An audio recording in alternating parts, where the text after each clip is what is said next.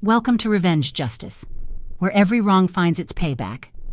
This isn't my story, it's my friend Claire's, and to this day, I still think about what she did and what it cost her.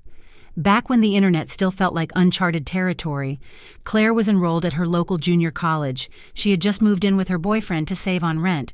Life was quiet, ordinary, comfortable. One evening, she invited a girl from her class over. Her name was Ava. They weren't close yet.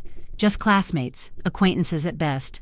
The night went well, so well, that Ava kept coming back. Dinner, movies, game nights. She blended in effortlessly, like she had always been there.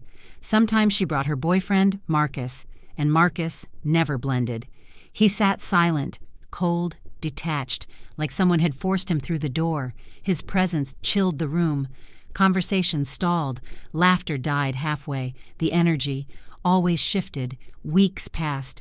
Then one night, Ava called, sobbing. She needed to come over. Now, when she arrived, her hands shook. Her voice trembled. She said Marcus had accused her of cheating. With who? She didn't know. She didn't want to know. The argument escalated. He yelled. She tried to leave. He pushed her. She fell. The coffee table didn't forgive her fall. A bruise spread across her lower back. She said it was an accident.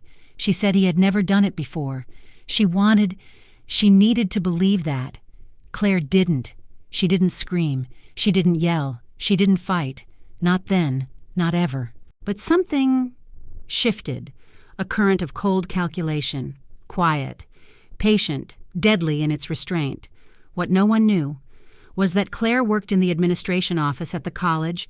She had access class schedules, enrollment records, student files, a system built for order, but also for destruction, and the deadline to add or drop classes without penalty, 2 days away.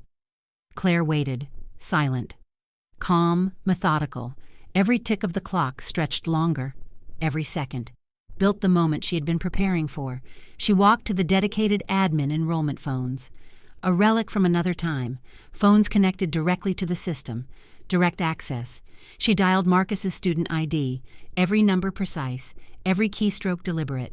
First, she dropped all his classes, every single one. She watched the list disappear. Empty, nothing left for him.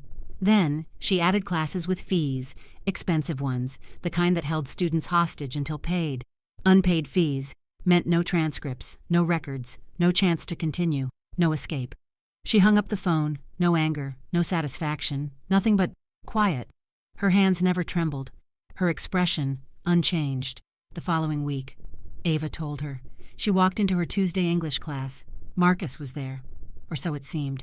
He searched for a seat. There were none. Someone had taken his place. The professor called roll. He wasn't on it. No argument would help. The system was final. And Marcus disappeared from that class. He didn't return. Claire never checked further. She didn't want to see the fallout. Maybe he struggled. Maybe he paid. Maybe he lost everything. And if he did, she never learned. The air around Claire returned to normal. The house, the game nights. Ava laughed again. She moved without fear. The shadow Marcus cast. Gone. Months passed. Claire saw Marcus only once more. From a distance, he looked smaller, defeated. The confidence he carried before vanished. He didn't speak. He didn't meet her eyes. He simply existed. And Claire, she remained unchanged.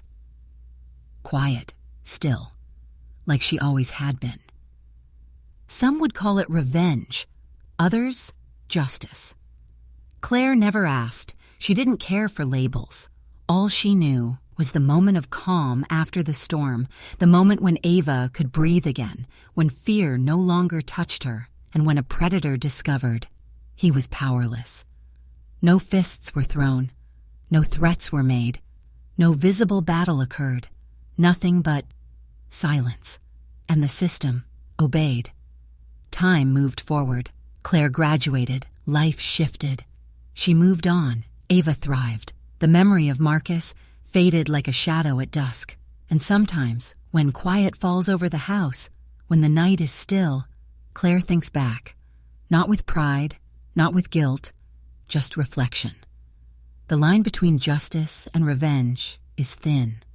Sometimes It is invisible, but it exists. She didn't raise her voice. She didn't strike.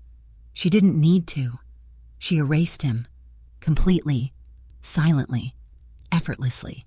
And in that silence, a lesson remains. Protect those you care for. Stand by them. Ensure they can walk safely in their own life. But understand the weight of your actions.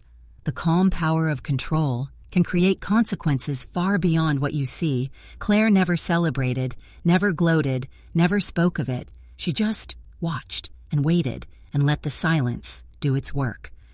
The world continued. Classes changed. Students came and went. But for Marcus, the world shifted in an instant, and he never recovered. Ava smiled again. She was free, fear lifted, and Claire kept moving forward. The quiet, the stillness, was enough. All that was needed. Sometimes revenge does not roar. Sometimes it whispers. And when it does, it leaves echoes that last far longer than a scream ever could. No punches, no threats. Just a perfectly silent payback. If you enjoyed this story, don't forget to like and subscribe to our channel. There are more tales of justice, revenge, and quiet power waiting for you.